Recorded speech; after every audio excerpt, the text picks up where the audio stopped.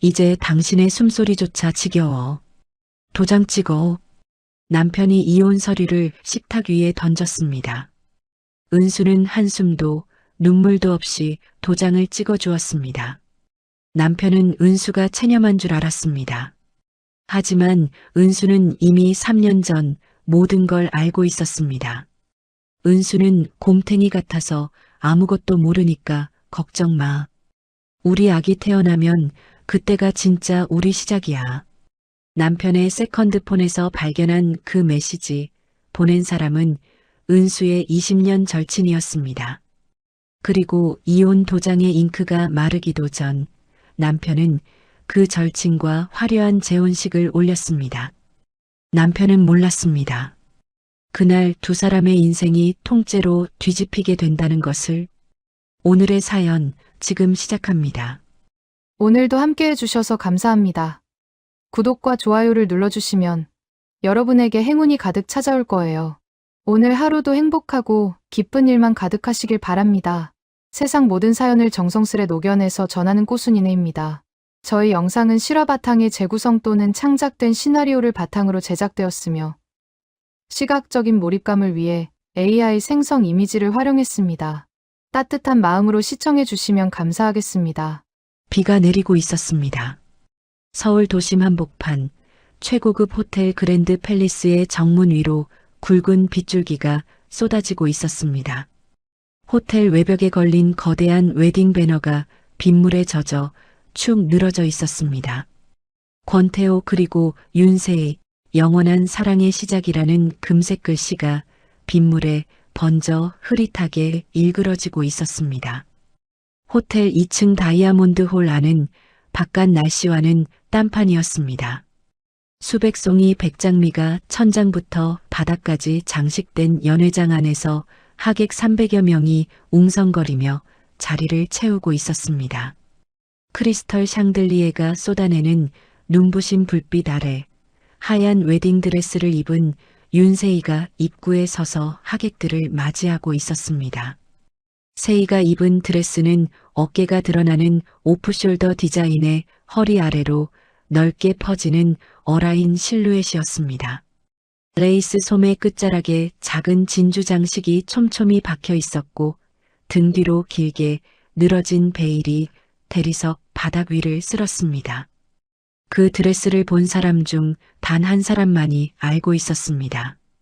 그 디자인이 3년 전 은수가 세이의 생일 선물로 직접 스케치해준 드레스와 거의 똑같다는 사실을 말입니다. 어머나 세이 씨, 세상에 오늘 정말 눈이 부시네.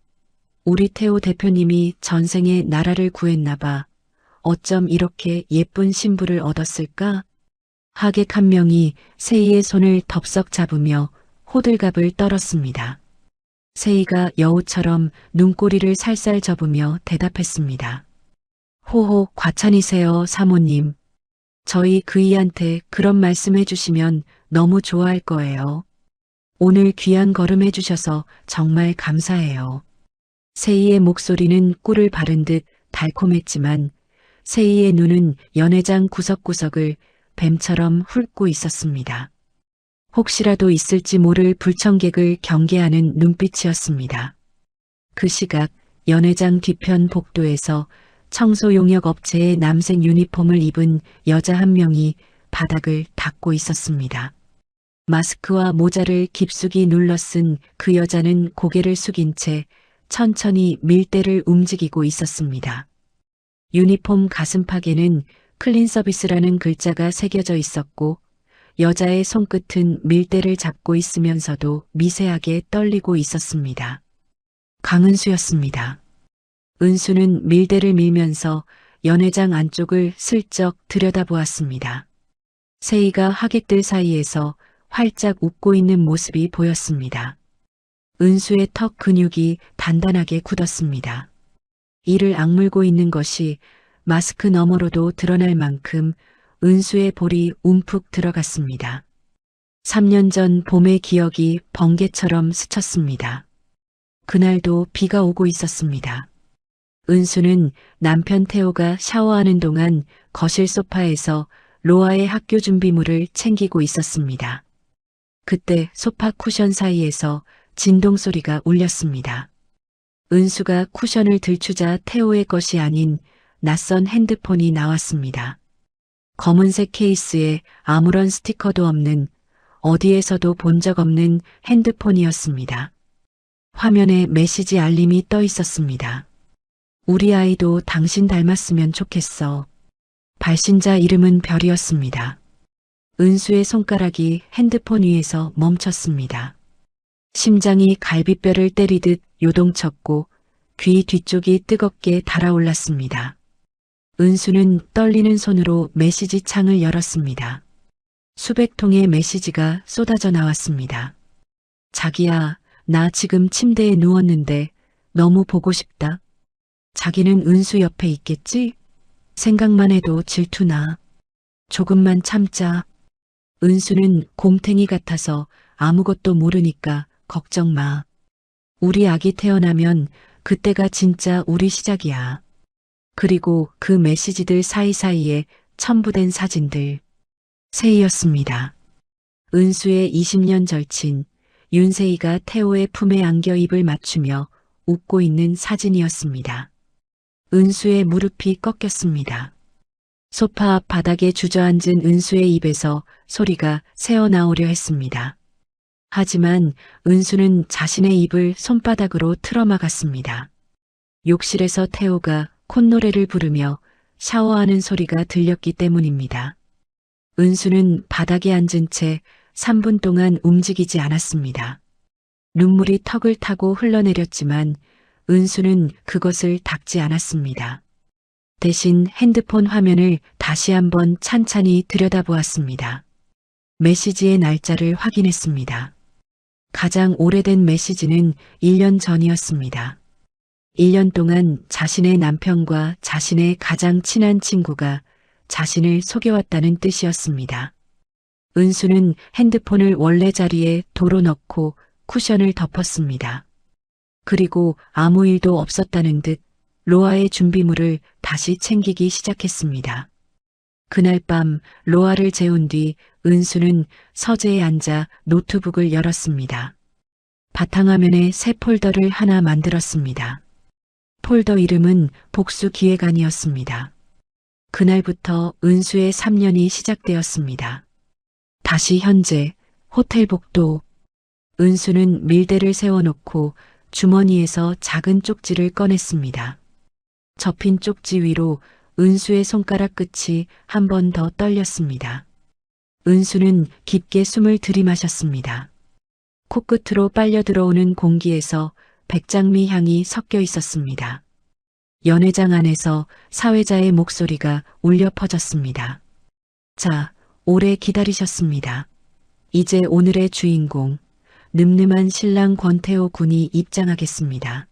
하객 여러분, 뜨거운 박수 부탁드립니다. 하객들의 박수 소리가 터져 나왔습니다. 은수는 밀대를 들고 복도 끝 신랑 대기실 앞으로 조용히 이동했습니다. 대기실 문이 반쯤 열려 있었고 안에서 태호가 턱시도 매무새를 고치고 있었습니다.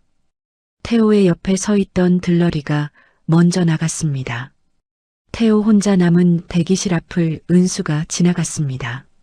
스치듯 지나가는 찰나 은수의 손이 태호의 턱시도 바깥 주머니를 가볍게 스쳤습니다. 쪽지가 주머니 안으로 미끄러져 들어갔습니다. 태호는 아무것도 느끼지 못한 채 거울을 보며 넥타이를 매만졌습니다. 은수는 멈추지 않고 복도 끝까지 걸어갔습니다. 연회장 안에서 태호가 입장하자 하객들이 환호했습니다. 태호가 단상 위에서 세희의 손을 잡았습니다. 주례가 두 사람을 향해 입을 열었습니다. 오늘 이 거룩한 자리에 모인 여러분 앞에서 두 사람이 영원히 하나 됨을. 주례의 목소리가 울려 퍼지는 동안 은수는 이미 연회장을 빠져나와 호텔 로비에 서 있었습니다. 은수가 귀에 꽂은 작은 이어폰에 대고 나지막하게 말했습니다. 민수야, 지금이야. 바로 시작해. 이어폰 너머로 민수의 떨리는 목소리가 들렸습니다. 누나, 진짜 괜찮겠어요? 이거 터지면 저 사람들 정말 끝장인데. 3년을 기다렸어. 한치의 오차도 없이 당장 실행해. 은수의 목소리는 얼음처럼 차갑고 단단했습니다.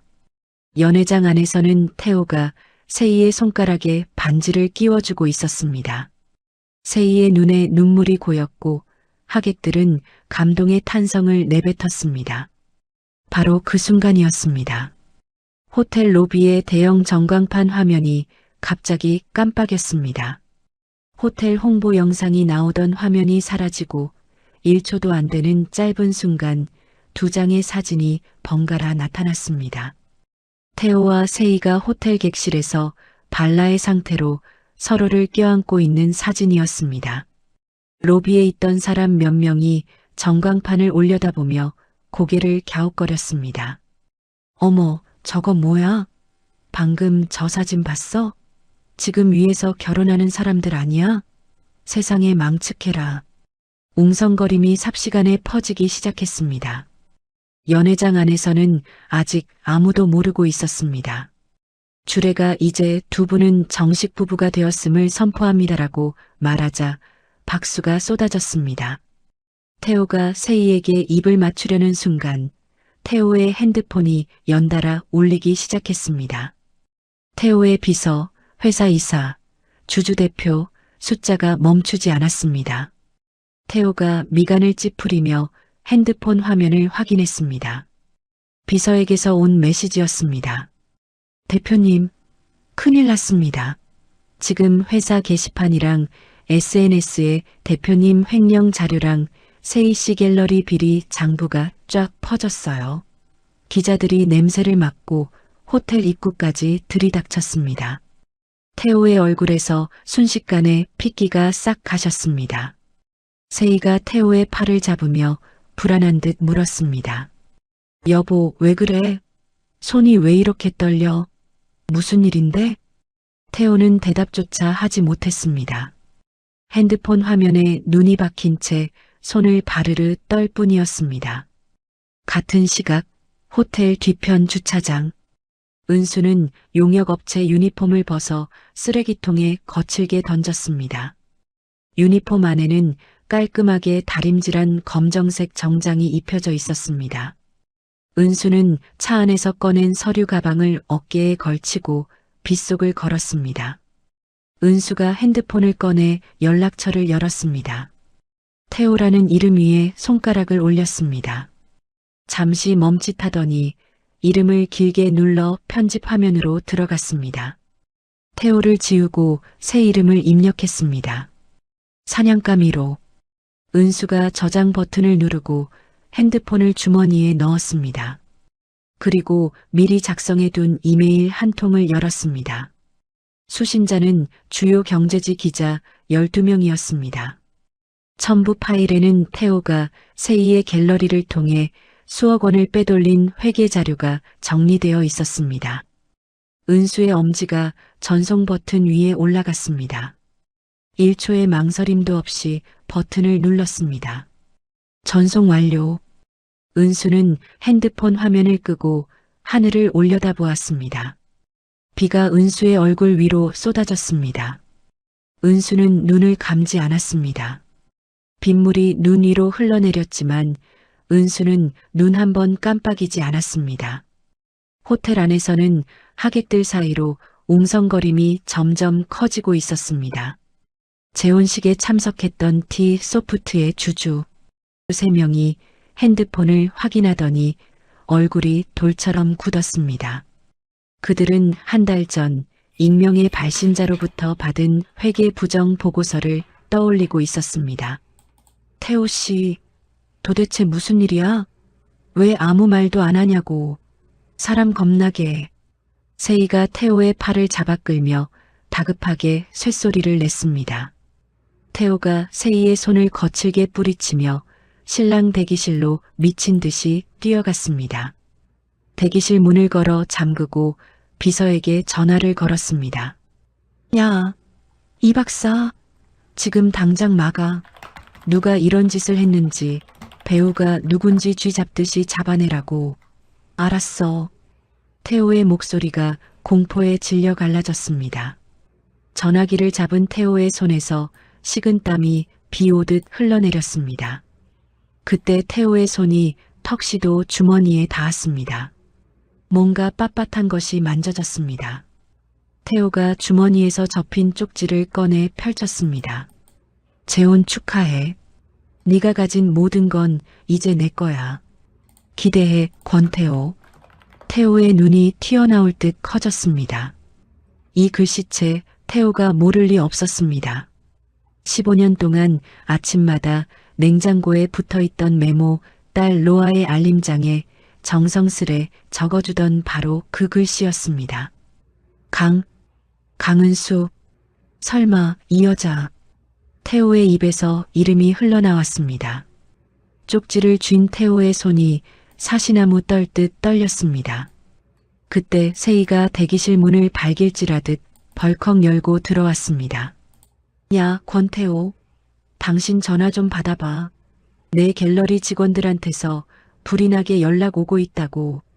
검찰에서 갤러리 압수수색 나온대. 이게 다 어떻게 된 거야? 세희가 비명을 지르며 달려들었습니다. 완벽하게 올렸던 머리카락이 흉하게 풀려 이마 위로 쏟아졌습니다. 세희는 미친 듯이 은수에게 전화를 걸어댔습니다. 하지만 돌아오는 건 차가운 안내 음뿐이었습니다. 이 번호는 현재 사용되지 않는 번호입니다. 고객님의. 세희의 손에서 핸드폰이 바닥으로 맥없이 떨어졌습니다. 강은수, 이 독한 년. 네가 감히 나한테 이래? 네가 뭔데?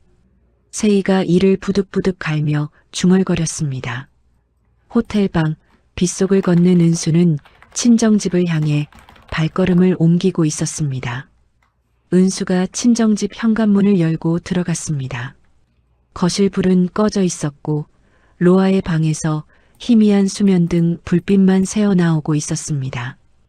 은수가 로아의 방문을 조심스럽게 열었습니다. 로아가 이불을 턱까지 끌어올리고 새근새근 잠들어 있었습니다. 은수는 로아의 침대 옆에 무릎을 꿇고 앉았습니다. 로아의 이마 위로 흘러내린 머리카락을 손가락으로 가만히 넘겨주었습니다. 우리 로아, 많이 놀랐지? 이제 괜찮아. 엄마가 다 돌려줄게. 우리 로아 눈에서 눈물 나게 한 사람들, 엄마가 똑같이 갚아줄 거야. 은수가 나지막하게 속삭였습니다. 은수의 목소리는 아까 민수에게 지시를 내리던 차가운 목소리가 아니었습니다. 금방이라도 울음이 터질 듯 젖어있는 가슴 미어지는 엄마의 목소리였습니다. 은수는 한참 동안 로아의 얼굴을 들여다보았습니다. 그리고 천천히 일어나 거실로 나왔습니다. 거실 한쪽 벽면에는 코르크보드가 걸려 있었습니다. 보드 위에는 태호와 세희의 사진, 그들의 동선을 정리한 메모, 금융거래 내역이 빼곡하게 핀으로 고정되어 있었습니다. 3년 동안 은수가 피눈물을 삼키며 한 장 한 장 모아온 기록들이었습니다. 은수는 서랍에서 붉은색 마커를 꺼냈습니다. 태호의 사진 위에 커다란 가위표 X를 그었습니다. 세희의 사진 위에도 똑같이 가위표를 그었습니다. 이제 시작이야. 1단계 끝. 은수가 마커 뚜껑을 닫으며 나직이 은조렸습니다. 창밖으로 빗줄기가 더욱 사납게 쏟아지고 있었습니다. 은수는 불을 끄고 소파에 깊숙이 앉았습니다. 어둠 속에서 은수의 눈만이 코르크보드를 향해 서늘하게 빛나고 있었습니다.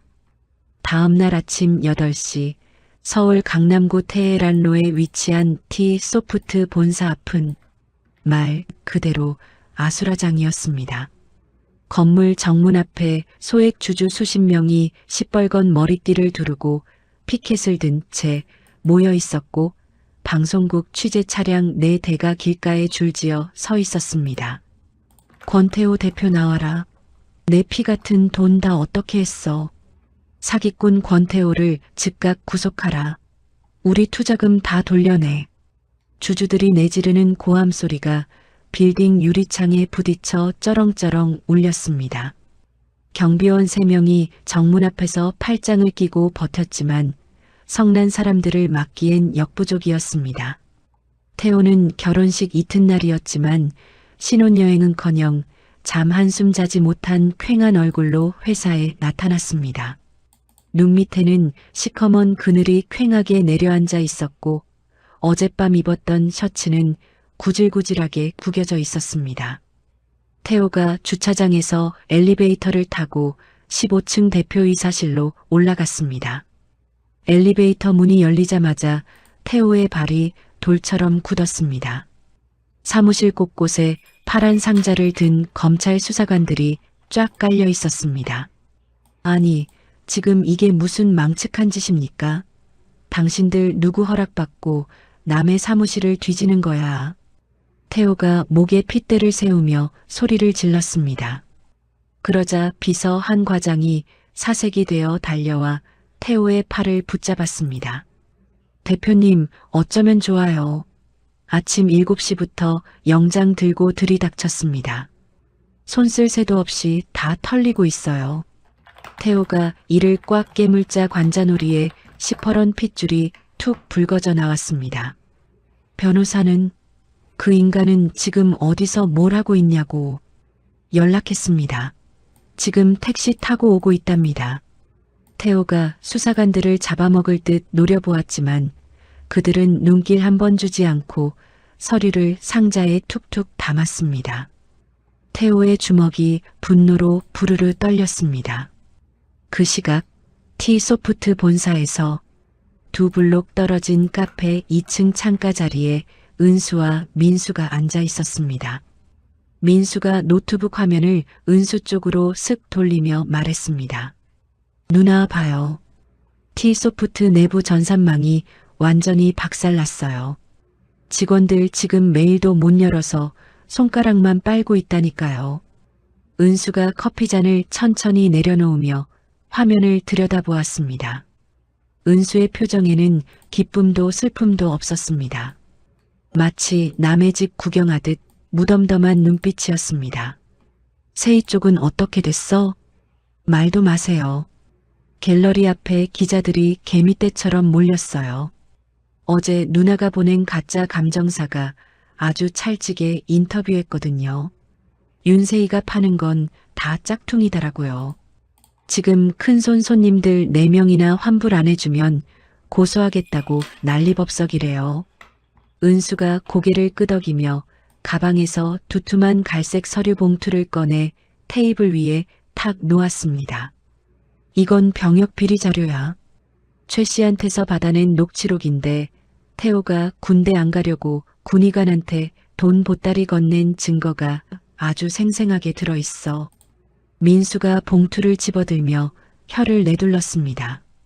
세상에 누나, 이거 구하느라 얼마나 고생했을까. 그 깐깐한 최 씨 마음을 어떻게 돌렸대요? 쉽지 않았지.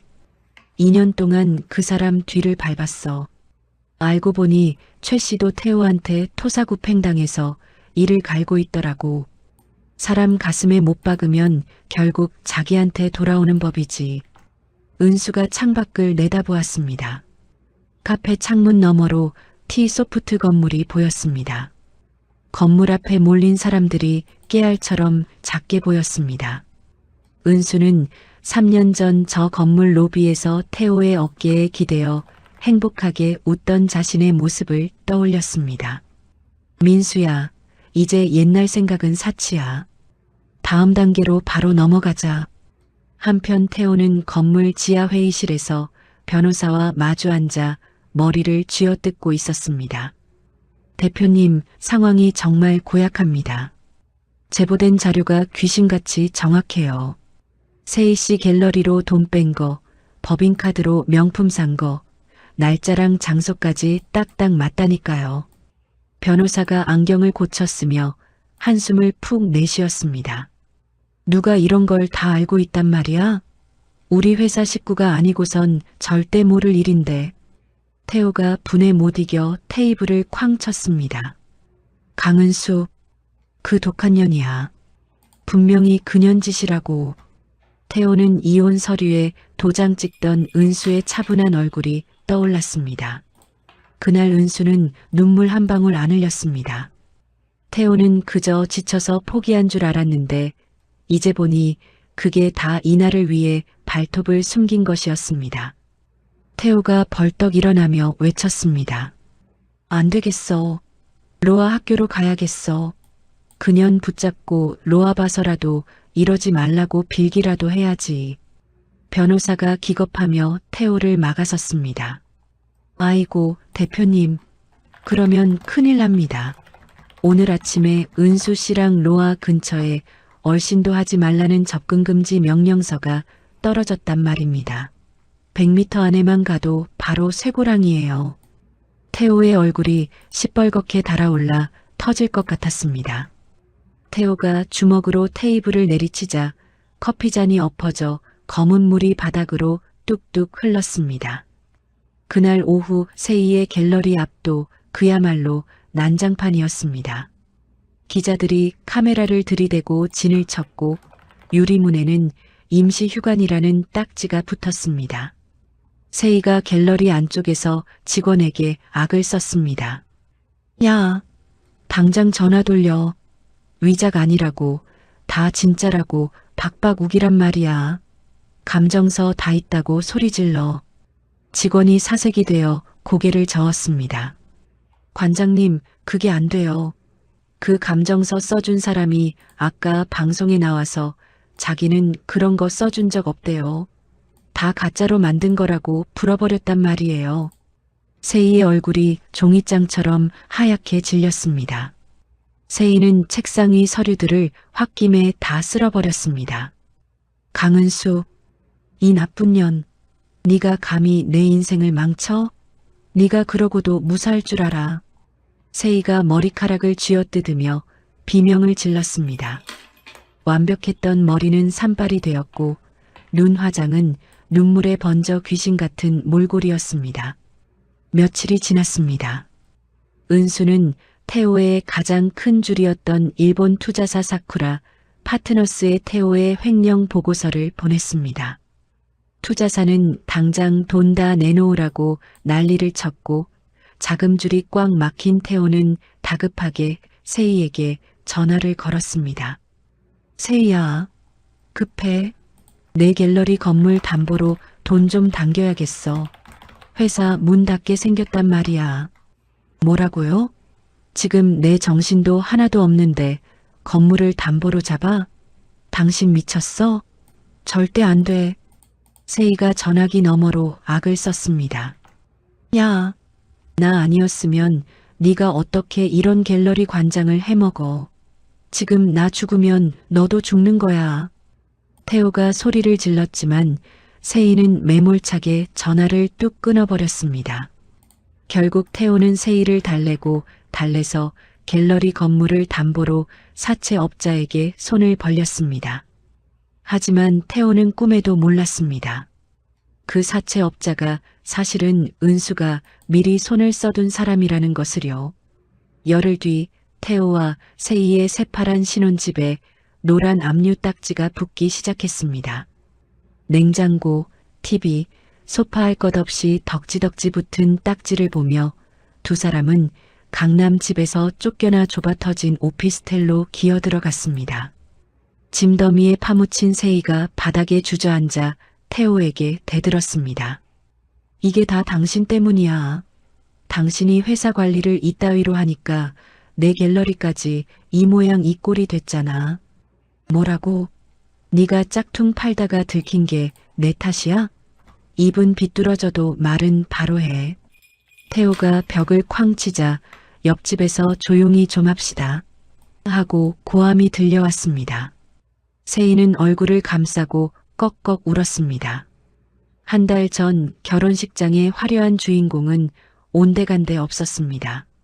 그날 밤 은수는 어두운 주차장에서 태호의 전 비서였던 박 대리를 만났습니다. 박 대리, 태호가 숨겨둔 진짜 장부 확실히 거기 있는 거 맞지? 은수가 낮게 묻자 박 대리가 고개를 끄덕였습니다. 대표실 금고 안에 있습니다. 비밀번호도 알아냈고요. 근데 은수 씨, 이거 걸리면 저 감옥 가요. 걱정 마. 내가 다 지켜줄게. 태호 그 인간 밑에서 고생한 거 생각하면 이 정도는 아무것도 아니야. 자정이 넘은 시각, 은수는 민수와 함께 빈 사무실에 들어가 금고를 열었습니다. 안에는 검은 가죽 장부 2권이 있었습니다. 하나는 가짜 돈 흐름이 적힌 장부였는데 2번째 장부를 펼치자 은수의 눈이 휘둥그레졌습니다. 장부 안에는 높은 나라분들의 이름이 가득했습니다. 그리고 그 맨 위에 강 회장이라는 이름이 굵게 적혀 있었습니다. 민수야, 이거 봐. 태호 배우에 엄청난 괴물이 숨어 있었어. 이건 단순한 복수 문제가 아니야. 은수의 눈빛이 어둠 속에서 번뜩였습니다. 며칠 뒤 세희가 은수를 카페로 불러냈습니다. 세희는 미안한 척 연기하며 은수 앞에 커피를 밀어놓았습니다. 은수야, 우리 좋았던 시절 생각해서 이제 그만하자. 나 진짜 죽을 것 같아. 내가 다 잘못했어. 응? 은수는 커피를 빤히 바라보다가 세희의 눈을 똑바로 쳐다봤습니다. 세희야, 너 이 커피에 뭐 탔니? 세희의 얼굴이 순식간에 흙빛이 되었습니다. 은수가 가방에서 빨간 불이 들어온 녹음기를 꺼냈습니다. 지금 이 카페 CCTV에 네가 약 타는 거 다 찍혔을 텐데 너는 어쩜 끝까지 이 모양이니? 은수가 차갑게 일어나 자리를 떴고 세희는 빈 카페에서 바들바들 떨며 주저앉았습니다. 그 주에 은수는 시부모가 자신에게 퍼부었던 온갖 욕설과 구박이 담긴 영상을 인터넷에 다 퍼뜨렸습니다. 세상 사람들이 시부모를 손가락질하며 욕을 퍼부었고 시부모는 창피해서 문 밖 출입도 못하게 되었습니다. 태호는 장인 장모라도 붙잡아 보려 했지만 은수는 이미 부모님을 제주도로 피신시킨 뒤였습니다. 태호가 텅 빈 방바닥에 주저앉아 중얼거렸습니다. 강은수, 네가 정말 이럴 줄은 몰랐다. 그건 후회가 아니라 자기 죄가 다 드러나는 것에 대한 끔찍한 공포였습니다. 은수는 밤마다 태호의 컴퓨터를 도청하며 그가 무너지는 소리를 감상했습니다. 은수가 창밖을 보며 미세하게 웃었습니다. 하지만 그 웃음은 기뻐서 웃는 게 아니라 가슴속이 뻥 뚫린 듯 시리고 허탈한 웃음이었습니다. 은수는 잠든 딸 로아의 방을 살짝 열어보았습니다. 새근새근 자는 아이의 얼굴을 보며 은수는 벽에 붙은 강 회장의 이름 위에 빨간 핀을 꽂았습니다. 태호야, 내 뒤에 숨은 그 괴물까지 내가 다 잡아줄게. 은수의 차가운 눈빛이 밤하늘보다 더 시리게 빛나고 있었습니다. 그로부터 일주일 뒤 은수가 로아를 학교에 데려다주고 집으로 돌아오는 길이었습니다. 골목 안쪽 은수의 집 앞마당에 시커먼 대형 세단 3대가 마치 성벽처럼 나란히 늘어서 있었습니다. 은수의 발걸음이 그 자리에 못 박힌 듯 멈췄습니다. 가운데 차의 뒷문이 서서히 열리더니 회색 양복을 입은 남자가 내렸습니다. 머리카락이 희끗희끗한 60대 남자였습니다.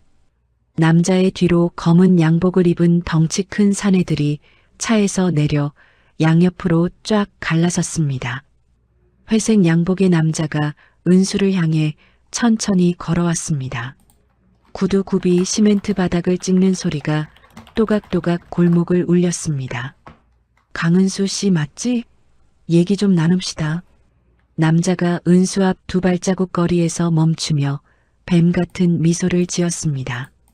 입꼬리는 올라갔지만 눈은 얼음장처럼 차가웠습니다. 은수는 이 남자를 처음 보았지만 본능적으로 직감했습니다. 강 회장이시죠? 여기까지 웬일이십니까? 은수의 목소리는 담담했지만 가방 끈을 쥔 손바닥에 축축하게 땀이 배어 나왔습니다. 강 회장이 고개를 까딱하더니 주머니에서 담배를 꺼내 물었습니다. 옆에 있던 부하가 잽싸게 라이터를 켜불을 붙여주었습니다. 강 회장이 연기를 길게 내뿜으며 은수의 집을 훑어보았습니다. 아담한 집이네. 여기서 금쪽 같은 딸이랑 둘이 산다면서? 그 말에 은수의 등이 얼어붙었습니다. 강 회장이 로아의 이름을 입에 올리는 순간 은수의 심장이 미친 듯이 뛰었습니다. 본론만 말씀하시죠. 바쁜 사람 붙잡지 말고. 본론? 좋지. 권태호 그 등신 같은 놈이 내 돈을 굴리고 있었다는 건 이제 알겠지? 강은수 씨가 빼낸 장부, 그 안에 내 이름이 떡하니 적혀 있어. 그게 세상 구경을 하면 나도 곤란하고 우리 강은수 씨 딸내미도 아주 곤란해질 수 있거든. 강 회장이 은수의 눈을 뚫어지게 노려보며 으름장을 놓았습니다. 은수는 한 발자국도 물러서지 않고 강 회장을 올려다보았습니다. 지금 우리 로아 가지고 협박하시는 겁니까? 협박이라니, 이 사람이 무서운 소리를 하네. 나는 그냥 좋게 말하는 거야. 장부 원본이랑 복사본 다 내놓고 태호 일에서도 손 떼. 그러면 아무 일 없었던 걸로 깨끗이 덮어줄게. 강 회장이 담배를 바닥에 던지고 구두로 비벼 껐습니다. 거절하면요? 그럼 어떻게 하실 건데요? 은수가 쏘아붙였습니다. 강 회장이 은수의 집 대문을 턱으로 가리키며 서늘하게 말했습니다. 거절이라는 선택지는 없어. 강은수 씨, 로아라고 했나? 그 아이 학교가 여기서 참 가깝던데. 오다 가다 사고라도 나면 어떡해? 은수의 손가락이 가방 끈 위에서 하얗게 질렸습니다. 강 회장이 돌아서며 부하들에게 손짓했습니다. 차문에 올라탄 강 회장이 창문을 내리고 은수의 얼굴을 다시 쳐다봤습니다. 사흘 주지. 자식 생각해서 현명하게 판단해. 세대의 차가 골목을 빠져나간 뒤에도 은수는 한참 동안 그 자리에 서 있었습니다. 버티고 있던 다리가 후들후들 떨리기 시작했습니다. 은수는 대문 기둥을 짚고 겨우 몸을 가눴습니다. 집 안으로 들어간 은수가 현관문을 걸어 잠그고 거실 바닥에 주저앉아 몸을 떨었습니다. 로아, 우리 로아는 안 돼. 절대 안 돼. 그날 저녁 은수는 민수에게 떨리는 목소리로 전화를 걸었습니다. 민수야, 강 회장이 직접 왔어. 우리 로아 학교까지 다 알고 있더라고. 뭐라고요? 누나, 이거 장난 아닙니다. 지금 제 컴퓨터가 털렸어요. 누나 동선이랑 정보가 몽땅 저쪽으로 넘어간 것 같아요. 은수의 얼굴이 잿빛으로 변했습니다. 커튼 사이로 밖을 보니 골목 끝에 낯선 검은 차 한 대가 망을 보고 있었습니다. 다음 날 아침 은수는 생활비라도 찾으려 은행에 갔지만 창고 직원은 난처한 얼굴로 고개를 저었습니다. 고객님, 죄송합니다. 법원에서 지급정지 명령이 내려와서 돈을 한 푼도 찾으실 수 없습니다. 은수는 벤치에 주저앉아 떨리는 손으로 핸드폰을 쥐었습니다. 다행히 민수 명의로 숨겨둔 비상금이 있어 당장 굶지는 않겠지만 강 회장의 공격은 여기서 끝이 아니었습니다. 로아의 이름으로 된 특허 신탁 자산까지 법적 소송에 휘말려 공중분해될 위기에 처했습니다. 은수는 변호사들에게 전화를 돌렸지만 하나같이 약속이라도 한 듯 전화를 피했습니다. 강은수 씨, 미안하지만 이 사건은 제가 맡을 수가 없네요. 강 회장님 이름을 듣고 누가 나서겠습니까? 집 앞에는 가짜 유튜버와 기자들이 몰려와 불륜 증거 조작한 거 아니냐? 며 고함을 질러댔습니다. 그때 세희가 전화를 걸어와 비아냥거렸습니다. 은수야, 어때? 네가 감히 누굴 건드렸는지 이제 알겠어? 강 회장님이 나서셨으니 넌 이제 끝이야. 얌전히 기어. 은수는 로아를 학교에서 데리고 나오다 쏘스라치게 놀랐습니다. 학교 앞에 서 있던 검은 차 안에서 험악한 남자가 로아를 뚫어지게 쳐다보고 있었기 때문입니다. 은수는 로아의 손을 낚아채듯 잡고 도망치듯 집으로 향했습니다. 결국 은수는 집 몇 보따리만 챙겨 민수가 마련한 허름한 안전가옥으로 숨어들었습니다. 로아가 낯선 방을 둘러보며 물었습니다. 엄마, 왜 갑자기 이사해? 우리 집은 어떡하고? 잠깐만 있으면 돼, 로아야. 엄마가 금방 해결할게. 은수는 억지로 웃었지만 가슴은 시커멓게 타들어갔습니다. 태호는 강 회장을 등에 업고 은수를 산업 스파이로 몰아 100억대 소송을 걸었고 은수의 집에는 유치권 딱지가 붙어 들어갈 수도 없게 되었습니다. 은수는 옛 동료들에게 울며 겨자 먹기로 전화를 돌렸지만 모두가 외면했습니다. 강 회장은 증거 다 내놓고 나라를 떠나라. 안 그러면 딸은 보장 못한다는 마지막 메시지를 보내왔습니다. 은수는 3년 동안 참아온 눈물을 터뜨리며 소리 죽여 울었습니다. 엄마가 미안해. 엄마가 너무 욕심부렸어. 은수는 잠든 로아를 안아주러 방에 들어갔습니다. 그런데 로아가 입술만 달싹거리며 소리를 내지 못하는 것이었습니다. 로아야, 왜 그래?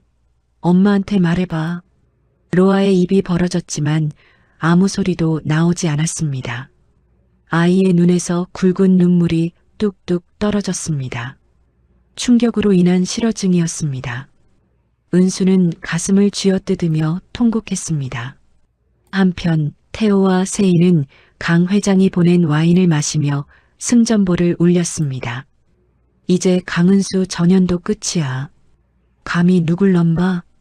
은수는 밤새 로아를 안고 울다가 다음날 아침 경찰서를 찾아갔습니다. 하지만 형사는 서장실에 놓인 강 회장과 서장의 골프 사진을 힐끔 보더니 고개를 저었습니다. 이 정도 협박으로는 수사 못합니다. 그냥 조용히 해결하시죠. 비가 억수같이 쏟아지는 경찰서 앞, 은수는 우산도 없이 벤치에 주저앉았습니다. 빗물인지 눈물인지 모를 물기가 얼굴을 덮었습니다. 은수는 주머니에서 낡은 라이터를 꺼내 만지작거렸습니다. 강 회장의 말대로 모든 걸 포기해야 하나 싶던 그 순간이었습니다. 어둠 속에서 큰 우산이 은수의 머리 위를 덮었습니다. 누군가 은수의 손에서 라이터를 부드럽게 가져갔습니다. 죽기엔 아직 이릅니다. 강은수 씨. 은수가 고개를 들자 날카로운 눈매에 단정한 남자가 서 있었습니다. 남자가 명함 한 장을 내밀었습니다. 기업 분쟁 전문 변호사 서도윤. 도윤이 우산을 은수 쪽으로 기울이며 말했습니다. 강은수 씨, 저한테 딱 30분만 주십시오. 제가 당신의 검이 되어드리겠습니다. 은수는 명함을 쥔 손에 힘을 주었습니다. 빗물에 젖은 옷에서 찬 기운이 느껴졌지만 도윤의 눈빛만큼은 뜨거웠습니다. 은수는 천천히 벤치에서 일어났습니다. 이제 진짜 싸움이 시작되려 하고 있었습니다. 도윤이 은수를 데려간 곳은 경찰서에서 3블록 떨어진 24시간 국밥집이었습니다. 김이 모락모락 피어오르는 국밥 2그릇이 테이블 위에 놓였지만 은수는 숟가락을 들지 않은 채 도윤을 뚫어지게 바라보았습니다. 강은수 씨, 일단 드세요. 마지막으로 식사한 게 언제입니까? 도윤이 먼저 숟가락을 들며 권했지만 은수는 대답하지 않았습니다. 로아의 실어증이 시작된 뒤로 음식이 모래알처럼 느껴져 이틀째 물 한 모금 제대로 넘기지 못한 상태였습니다. 왜 저를 찾아왔습니까? 나 같은 사람 도와줘봤자 득될 거 없을 텐데. 은수의 물음에 도윤이 숟가락을 내려놓고 진지한 눈빛으로 은수를 마주 보았습니다. 강은수 씨, 혹시 7년 전 일을 기억하십니까? 서진이라는 이름 말입니다. 제 동생입니다. 은수의 기억이 7년 전 광고 기획자로 잘 나가던 시절로 거슬러 올라갔습니다. 당시 억울하게 산업 스파이 누명을 썼던 거래처 직원 서진을 위해 은수는 자신의 인맥을 총동원해 진실을 알리는 기사를 터뜨렸고 결국 서진은 누명을 벗고 복직할 수 있었습니다. 진이가 지금도 그 이야기를 합니다. 자기를 살려준 유일한 사람이 강은수 씨였다고요. 저는 그때 군복무 중이라 아무것도 못해준 게 한이 되어 제대 후 법대로 갔습니다. 다시는 내 소중한 사람이 억울한 일을 당할 때 지켜만 보지 않겠다고 결심했죠. 도윤의 목소리에는 거짓 없는 진심이 묻어 있었습니다. 그는 서류 가방에서 두툼한 갈색 봉투를 꺼내 테이블 위에 올렸습니다. 저도 2년 전부터 강 회장을 추적하고 있었습니다. 주가 조작 증거는 확보했지만 결정적인 비자금 실소유주를 증명할 장부가 부족했죠. 강은수 씨가 가진 그 이중 장부만 있다면 우리는 강 회장을 끝낼 수 있습니다. 은수가 비로소 숟가락을 집어들었습니다. 따뜻한 국물을 한 모금 넘기자 얼어붙었던 심장이 조금씩 녹아내리는 기분이었습니다. 서 변호사, 강 회장은 무시무시한 사람이에요. 경찰도 변호사들도 다 그 사람 편인데 당신은 안 무섭습니까? 무섭습니다. 하지만 무서운 것과 안 하는 것은 별개의 문제입니다. 이제 제가 당신의 방패가 되겠습니다. 도윤은 노트북을 열어 3가지 반격 시나리오를 제시했습니다. 첫째, 절차적 하자를 파고들어 일주일 안에 은수의 동결 계좌를 해지할 것. 둘째, 이미 확보한 CCTV 영상을 통해 은수의 집을 위협했던 강 회장의 부하들을 구속할 것. 그리고 마지막 셋째는 강은수 씨의 전공인 여론입니다. 강 회장의 비리를 법정보다 세상에 먼저 알리는 거죠. 당신은 사람들의 시선을 사로잡는 법을 가장 잘 아는 기획자 아닙니까? 은수의 눈빛이 다시 날카롭게 빛나기 시작했습니다. 30분 전 벤치에서 모든 걸 포기하려던 모습은 온데간데 없었습니다. 합시다. 대신 내 딸 로아만큼은 무슨 일이 있어도 지켜주세요. 그날부터 은수와 도윤의 사투가 시작되었습니다.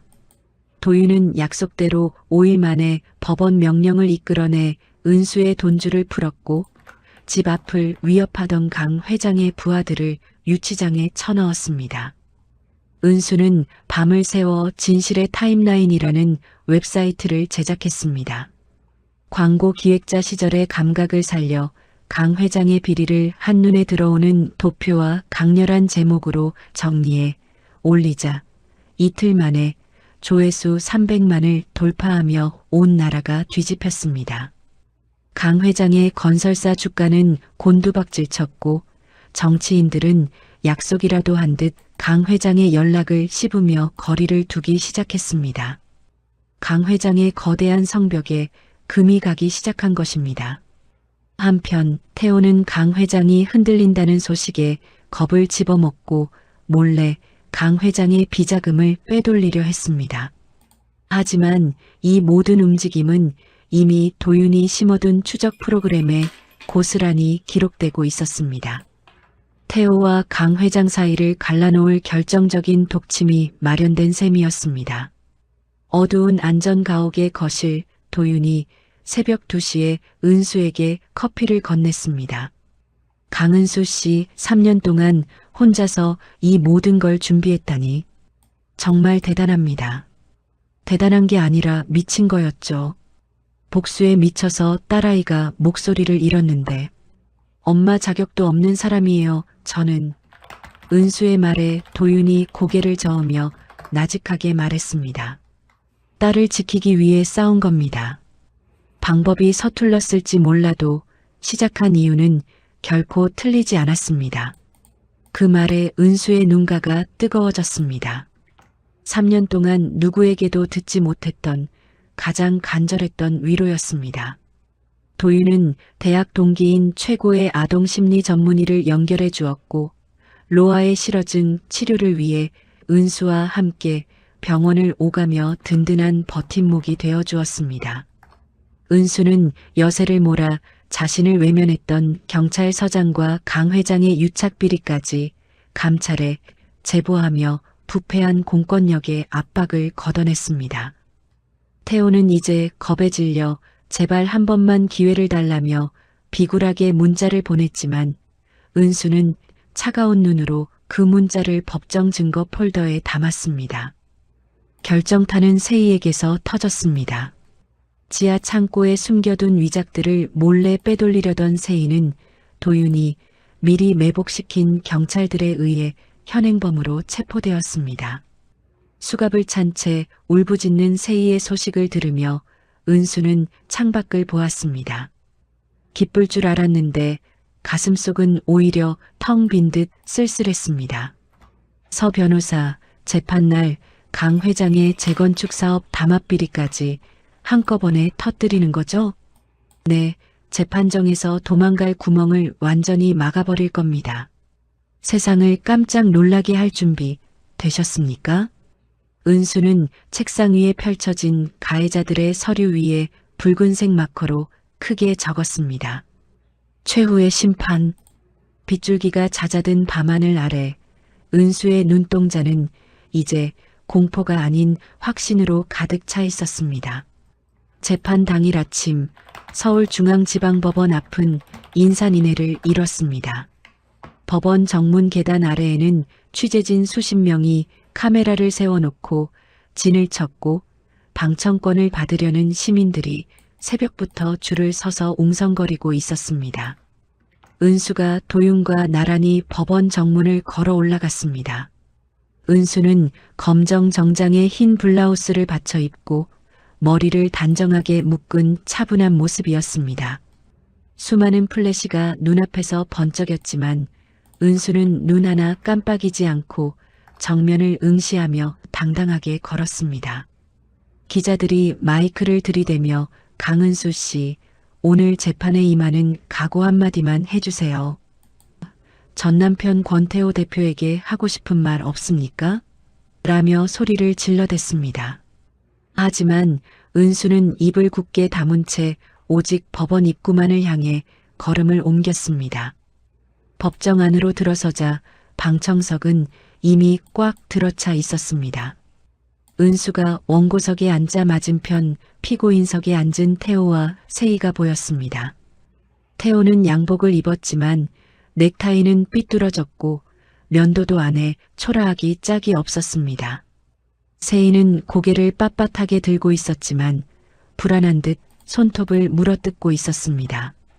태호와 눈이 마주치자 은수는 피하지 않고 똑바로 노려보았습니다.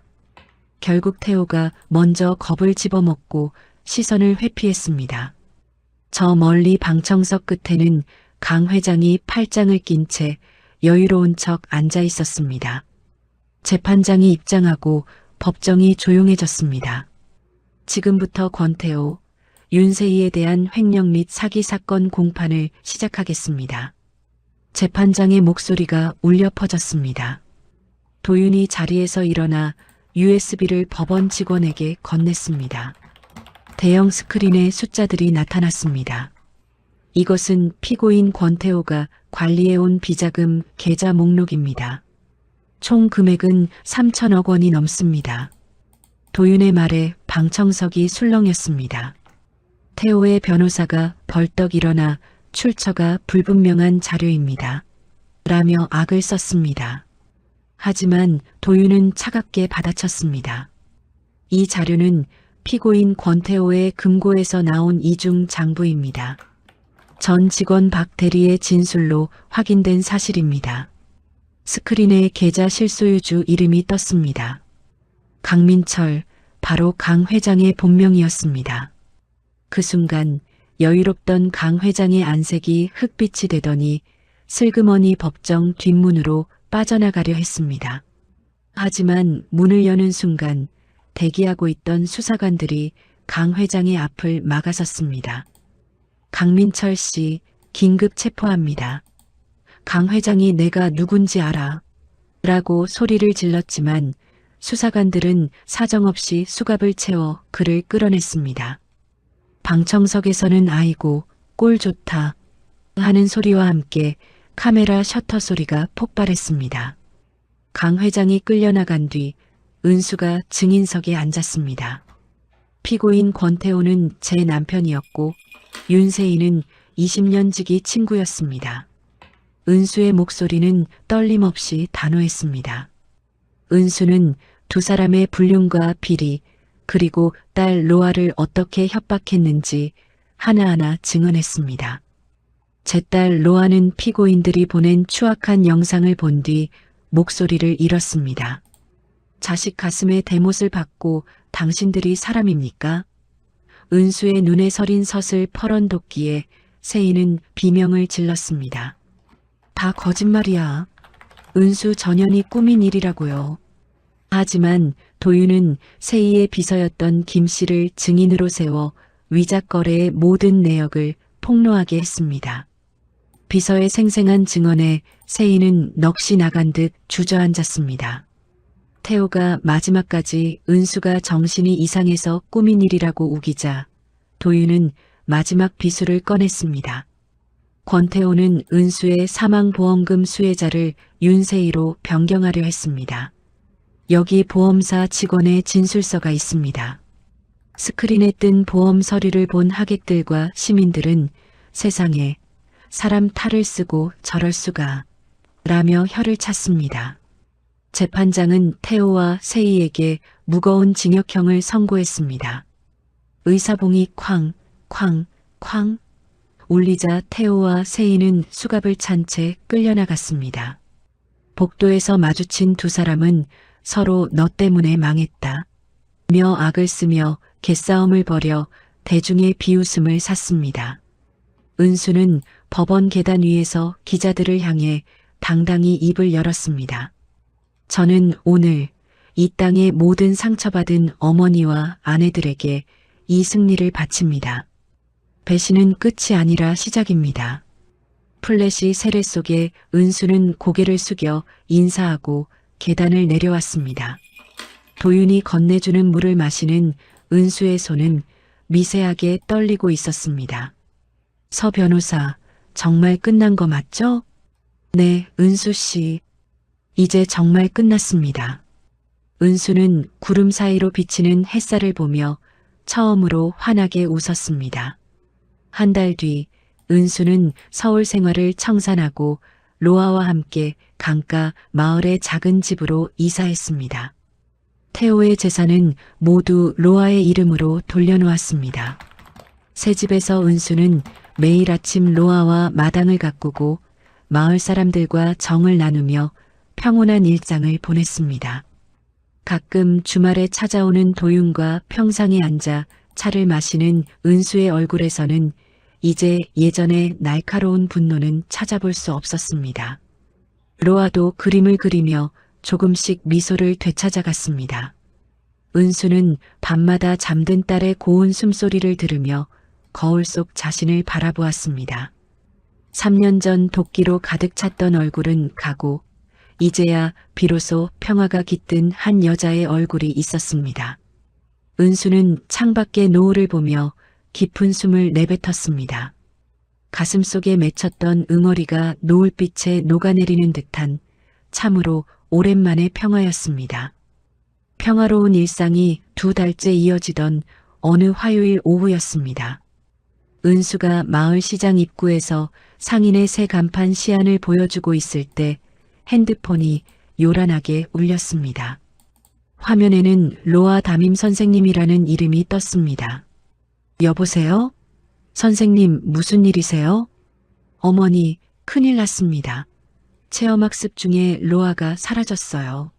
산림체험장에서 점심 먹고 인원 점검을 하는데 로아만 없어요. 은수의 손에서 시안 종이가 힘없이 바닥으로 떨어졌습니다. 은수는 대답도 못한 채 미친 듯이 뛰기 시작했습니다. 시장 골목을 빠져나와 학교 뒷산 등산로를 향해 달리는 은수의 심장이 갈비뼈를 때리듯 요동쳤습니다. 산길 입구에서 선생님들이 당황해 서성이고 있었습니다. 우리 로아 어디 있어요? 어디로 갔냐고요? 어머니, 진정하세요. 지금 위쪽 전망대 근처를 수색 중인데. 은수는 선생님의 말을 끝까지 듣지도 않고 산길을 치고 올라갔습니다. 나뭇가지가 얼굴을 긁고 가시던 불이 팔을 찔렀지만 아무런 통증도 느껴지지 않았습니다. 오로지 로아를 찾아야 한다는 생각뿐이었습니다. 숨이 턱 끝까지 차올라 목구멍에서 피맛이 날 때쯤 은수는 산 능선 끝자락 절벽 앞에 멈춰 섰습니다. 낡은 철제 난간 너머로 수십 미터 아래 시퍼런 계곡물이 내려다 보이는 그 위험한 끝에 로아가 서 있었습니다. 은수의 심장이 덜컥 내려앉았습니다. 로아는 멍한 눈으로 낭떠러지를 내려다보며 바람에 위태롭게 몸을 떨고 있었습니다. 로아야, 우리 로아, 엄마 봐. 엄마 여기 있어. 은수가 떨리는 목소리로 로아를 불렀습니다. 로아가 천천히 고개를 돌렸습니다. 아이의 얼굴은 이미 눈물범벅이었습니다. 로아의 손에는 핸드폰이 들려 있었고 그 화면에는 은수가 복수를 위해 벌였던 처절한 싸움들이 악의적으로 편집된 영상이 흐르고 있었습니다. 가해자 측 지인이 보낸 내 엄마가 아빠를 죽인 살인자나 다름없다는 조작된 영상이었습니다. 오지 마. 가까이 오지 말라고.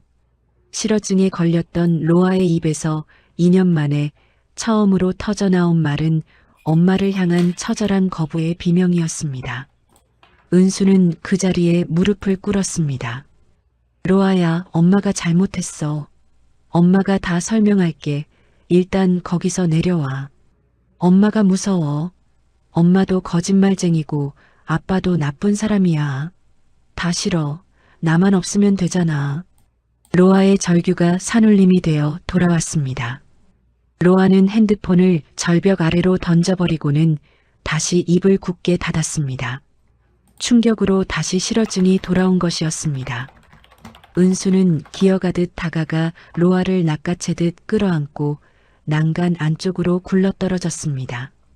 로아를 품에 안고 바닥에 주저앉은 은수는 앙상하게 마른 딸의 어깨를 붙잡고 오열했습니다.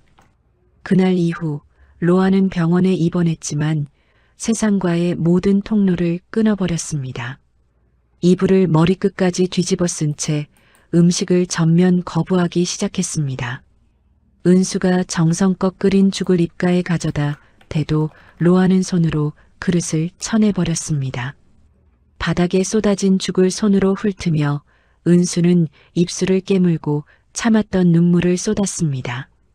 전문의는 로아가 심한 우울증과 자기 혐오에 빠졌으며 거식증까지 겹쳐 생명이 위험할 수 있다고 경고했습니다. 링거줄이 꽂힌 로아의 손등은 시퍼런 멍으로 가득했습니다. 설상가상으로 구치소에 태우는 이 기회를 놓치지 않고 은수가 아이를 학대해 정신병자로 만들었다며 양육권 재심 청구서를 법원에 들이밀었습니다. 서 변호사님, 저 이제 싸우지 않을래요. 법정에 갈 시간에 로아 옆에 한 분이라도 더 있을 거예요. 은수는 도윤의 전화를 끊고 로아의 침대 곁 바닥에 담요를 깔았습니다. 밤낮으로 딸의 손을 잡고 엄마가 미안해. 엄마가 다시는 안 싸울게라고 속삭였습니다. 하지만 로아는 벽만 응시할 뿐이었습니다. 은수는 로아의 서랍에서 발견한 분홍색 일기장을 펼쳤다가 가슴이 무너져 내렸습니다. 엄마가 싸우는 모습이 너무 무서워. 나 때문에 엄마가 나쁜 사람이 된 것 같아. 라는 글귀가 은수의 가슴을 갈기갈기 찢어놓았습니다. 복수를 위해 휘둘렀던 칼날이 결국 사랑하는 딸의 심장을 찌르고 있었다는 사실을 은수는 이제야 피눈물을 흘리며 깨달았습니다. 세인은 구치소에서 내 인생 망쳤으니 너도 내 딸이랑 지옥에서 살아라라는 저주 섞인 편지를 보내왔고 법원 집행관들은 면접 교섭권을 강제 집행하겠다며 병실 문을 두드렸습니다. 은수는 온몸으로 병실 문을 막아섰습니다. 내 딸, 이대로는 절대 못 보내요. 죽여서라도 데려가려면 데려가봐. 도끼 어린 은수의 기세에 집행관들도 혀를 내두르며 돌아갔습니다. 그날 밤 은수는 병원 옥상에 올라가 별도 보이지 않는 밤하늘에 두 손을 모았습니다. 제발 내 딸만 살려주세요. 제가 가진 거 다 버릴게요. 복수도 돈도 다 필요 없으니 로아만 살려주세요. 어깨를 들썩이며 울던 은수는 주머니에서 핸드폰을 꺼내 복수를 위해 모아온 모든 연락처와 자료들을 하나씩 지워나갔습니다. 그리고 다시 병실로 내려와 로아의 침대 밑 바닥에 누웠습니다. 창밖으로 사나운 밤바람이 불었지만 은수는 오직 로아의 가냘픈 숨소리에 귀를 기울이며 길고도 시린 밤을 지새웠습니다. 다음 날 아침 은수는 병실 딱딱한 바닥에서 눈을 떴습니다. 밤새 찬 기운에 등이 뻣뻣하게 굳어 있었지만 은수는 개의치 않았습니다. 은수가 몸을 일으켜 로아의 침대를 올려다보았습니다. 로아는 여전히 벽을 향해 웅크리고 누워 있었습니다. 이불 밖으로 나온 로아의 작은 손이 베개 모서리를 하얗게 질리도록 꼭 움켜쥐고 있었습니다. 은수는 그날부터 병실 바닥 생활을 시작했습니다. 간호사가 안쓰러운 얼굴로 보호자용 간이 침대를 가져다 주었지만 은수는 사양했습니다. 간이 침대는 로아의 침대보다 높았기 때문입니다. 은수는 로아와 눈높이를 맞추고 싶었습니다. 은수가 바닥에 얇은 이불을 깔고 누우면 로아의 침대 프레임 아래로 아이의 지친 얼굴이 보였습니다. 로아가 은수를 보지 않더라도 은수는 그 자리에서 로아를 하염없이 올려다보았습니다. 로아야, 엄마 여기 있어. 아무데도 안 가. 은수가 매일 아침 같은 말을 건넸습니다. 로아는 대답하지 않았습니다. 은수도 대답을 기대하지 않았습니다. 이틀째 되는 날 저녁 은수는 병원 매점에서 산 빵 대신 낡은 보따리를 들고 병실에 들어왔습니다. 보따리 안에는 겉장이 너덜너덜해진 동화책 3권이 들어 있었습니다. 로아가 5살 무렵 매일 밤 읽어달라고 졸랐던 손때 묻은 책들이었습니다. 은수가 침대 옆 바닥에 가부좌를 틀고 앉아 동화책을 펼쳤습니다. 옛날에 작은 토끼 한 마리가 커다란 숲속에 살고 있었습니다. 은수가 나지막하고 부드러운 목소리로 읽기 시작했습니다.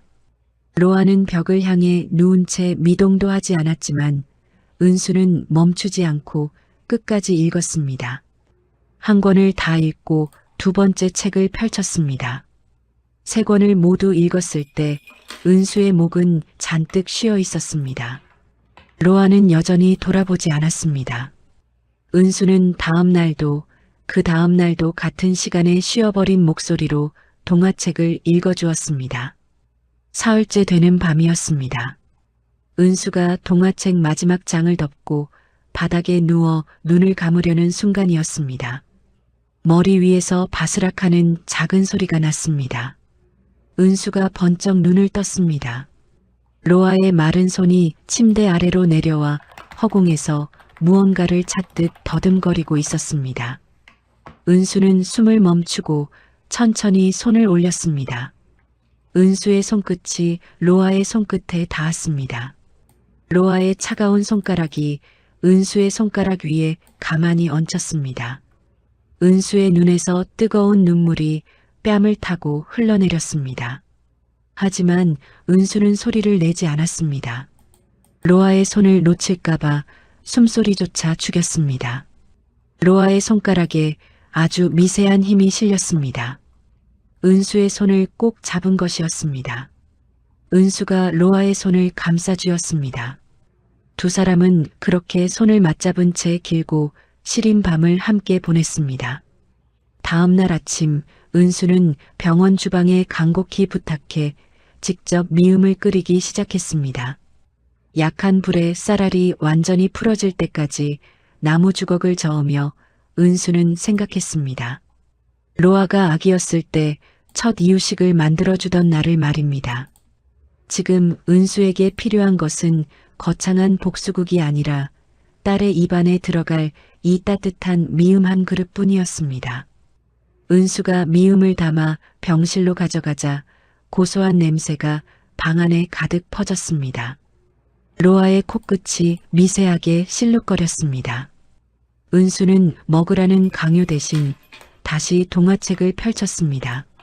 책장을 넘길 때마다 미움의 김이 로아 쪽으로 흘러갔습니다. 나흘째 되는 오후 은수가 로아의 마른 발을 따뜻한 물로 닦아주며 옛 이야기를 들려주었습니다. 로아야, 너 5살 때 기억나? 비 오는 날 웅덩이에서 풍덩거리다 엄마가 넘어지니까 네가 달려와서 엄마 아파?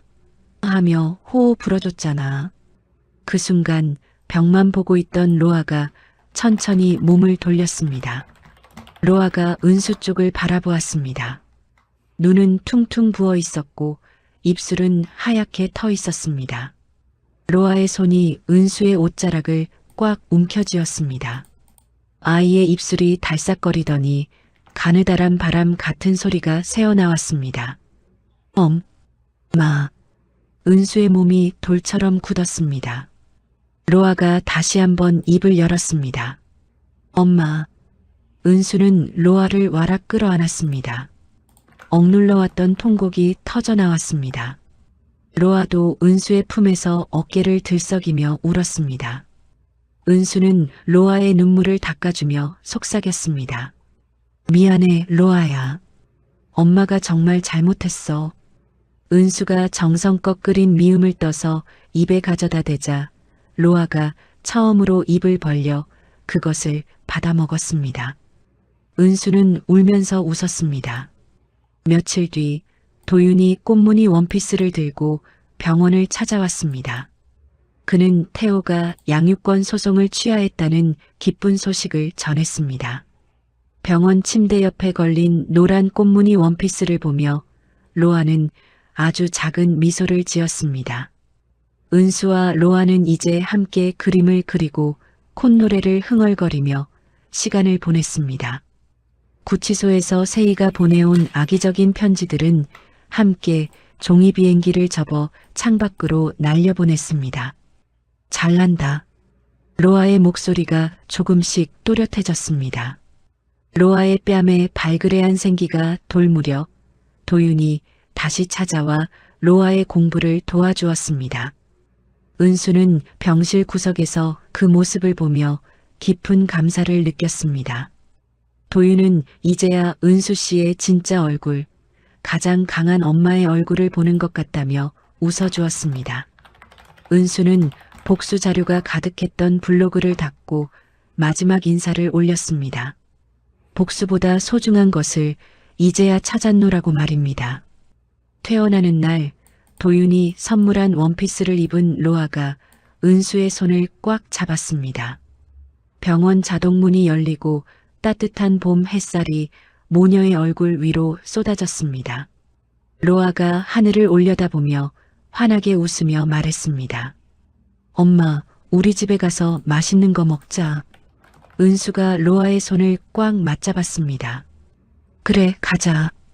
엄마가 세상에서 제일 맛있는 거 해줄게. 병원 마당의 벚꽃잎이 두 사람의 어깨 위로 축복처럼 내려앉고 있었습니다. 2년이 흘렀습니다. 은수가 사는 시골 마을 어귀에는 작고 예쁜 가게 하나가 들어서 있었습니다. 나무 간판에는 치유의 식탁이라는 글씨가 정성스럽게 새겨져 있었습니다.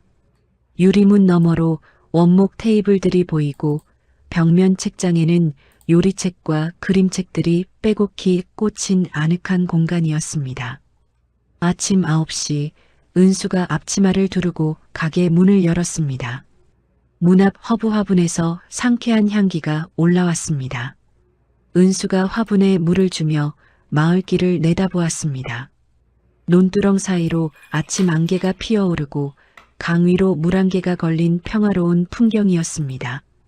어머, 은수 씨, 오늘도 부지런하네. 건너편 반찬가게 김 여사가 손을 흔들며 인사를 건넸습니다. 은수도 환하게 웃으며 고개를 숙였습니다. 김 여사님, 오늘 된장찌개 끓이려는데 맛있는 두부 좀 나중에 갖다 주세요. 그럼 간 만든 놈으로다가 챙겨줄게. 은수가 주방에 들어가 냄비에 물을 올리고 물을 썰기 시작했습니다. 주방 벽에는 로아가 밀가루를 묻힌 채 활짝 웃고 있는 사진이 붙어 있었습니다. 사진 속 딸의 모습을 보며 은수의 입가에 깊은 미소가 번졌습니다. 오전 11시가 되자 단골 손님들이 하나둘 들어왔습니다. 하얀 머리의 박 할아버지가 자리에 앉으며 물었습니다. 은수 씨, 오늘 메뉴는 뭐야? 박 할아버님 좋아하시는 된장찌개에 고등어 구이예요. 노릇노릇하게 구워드릴게요. 지글지글 고등어 굽는 소리와 보글보글 찌개 끓는 소리가 가게 안을 채웠습니다. 구수한 냄새가 문 밖까지 퍼져나갔습니다. 김이 모락모락 피어오르는 밥상을 받은 할머니들은 세상에서 가장 평온한 사람은 은수 씨일 거야라며 칭찬을 아끼지 않았습니다. 그때 가게 문이 경쾌하게 열렸습니다. 엄마, 학교 가방을 맨 로아가 들어왔습니다.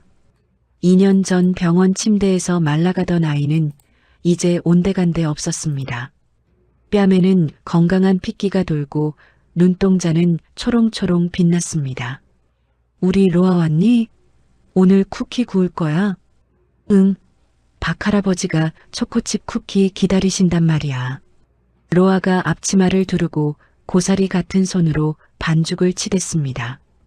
은수는 그 옆에서 버터를 잘라주며 딸의 콧노래 소리에 귀를 기울였습니다. 로아가 직접 구운 쿠키를 손님들에게 나눠주자 박 할아버지는 빵집보다 맛있다며 엄지손가락을 치켜 세웠습니다. 은수는 그 모습을 보며 행주를 꼭 쥐고 눈시울을 붉혔습니다. 매일이 기적 같은 나날이었습니다. 토요일 오후가 되자 도윤의 차가 마을 입구에 들어섰습니다. 로아가 제일 먼저 뛰어나가 삼촌 하고 매달렸습니다. 도윤은 떡볶이 재료가 든 비닐봉지를 흔들며 너털 웃음을 터뜨렸습니다. 서 변호사님은 매주 토요일마다 시골까지 오시느라 고생이 많으시네요. 고생은요, 은수 씨 밥 먹으러 오는 게 제 일주일 낙인걸요. 도윤은 익숙하게 앞치마를 메고 정원으로 나가 잡초를 뽑기 시작했습니다. 은수는 창 너머로 무릎을 꿇고 땀을 흘리는 도윤을 보며 오랫동안 잊고 지냈던 따뜻한 설렘을 느꼈습니다. 저녁이 되자 마당 평상 위에 푸짐한 밥상이 차려졌습니다. 직접 기른 채소와 수육, 그리고 로아가 좋아하는 계란찜까지. 노을이 지는 하늘 아래 세 사람이 평상에 둘러앉았습니다. 엄마 음식이 세상에서 최고야. 상추쌈을 크게 싸먹는 로아의 모습에 은수의 가슴이 뭉클해졌습니다. 그때 도윤이 주머니에서 작은 상자를 꺼내 은수 앞에 놓았습니다. 도윤의 귓불이 붉어져 있었습니다. 은수 씨, 제가 매주 잡초만 뽑으러 오는 게 아니라는 거 아시죠? 이제 우리 진짜 가족이 되면 어떨까요? 상자 안에는 얇고 단정한 은색 반지 하나가 들어 있었습니다. 은수가 놀라 로아를 바라보자 로아는 기다렸다는 듯 환하게 웃으며 고개를 끄덕였습니다. 도윤이 은수의 손가락에 반지를 끼워주자 로아가 박수를 쳤습니다. 세 사람의 웃음소리가 담장을 넘어 고요한 시골 밤하늘로 퍼져나갔습니다. 밤이 깊어 로아가 잠든 뒤 은수는 서랍 깊숙이 넣어두었던 낡은 이혼 서류 사본을 꺼냈습니다. 3년 전 피눈물을 흘리며 찍었던 빨간 도장 자국. 하지만 이제 그 종이를 봐도 아무런 분노도 슬픔도 느껴지지 않았습니다. 그저 의미 없는 종이 한 장일 뿐이었습니다. 은수는 마당 화로에 불을 피우고 이혼 서류를 집어넣었습니다. 노란 불꽃이 강은수와 권태호라는 이름을 집어삼키고 검은재로 만들었습니다. 은수는 재가 되어 흩어지는 서류를 보며 비로소 과거와 작별했습니다. 방으로 돌아온 은수는 로아의 책상 위에 펼쳐진 일기장을 우연히 보게 되었습니다. 나는 우리 엄마가 세상에서 제일 멋진 영웅이라고 생각한다. 은수는 입을 꾹 다물고 흐르는 눈물을 닦았습니다. 그리고 로아의 이불을 고쳐 덮어주며 조용히 문을 닫았습니다. 다음 날 아침 부엌에서는 다시 된장찌개가 보글보글 끓었습니다. 잠에서 깬 로아가 눈을 비비며 나와 식탁에 앉았습니다. 잘 먹겠습니다.